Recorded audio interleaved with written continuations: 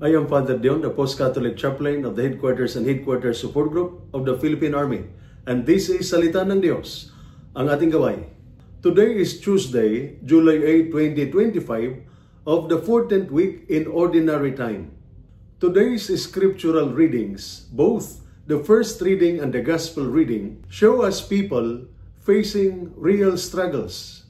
In the first reading, taken from the book of Genesis, Jacob wrestles all night, refusing to give up until he receives a blessing, even though he ends up limping.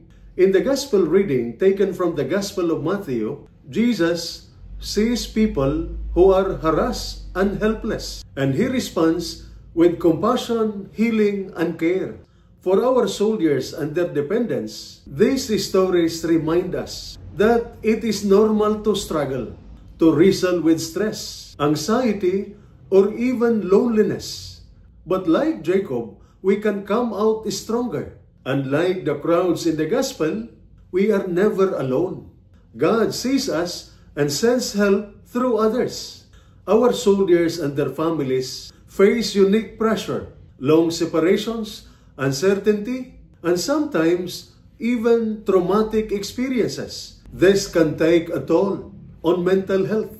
The stories of Jacob and Jesus teach us that resilience is not about avoiding hardship, but about facing it with faith and support. Spiritual practices, prayer, and community can help us process pain, find hope, and keep going. When we lean on God and each other, we build the kind of resilience that helps us heal and prosper, even after tough battles. So, if you are going through a struggle, do not hesitate to talk to someone you trust, your unit chaplain, a friend, or even our mental health professionals, and that will not be held against you. Bring your struggles to God, just as Jacob did in your prayer and meditation. Support each other. Be there for your fellow soldiers and families, just as Jesus called for more laborers to help the weary.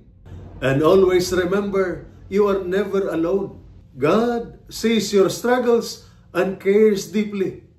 And this is Salita ng Diyos, ang ating gabay. Let us pray.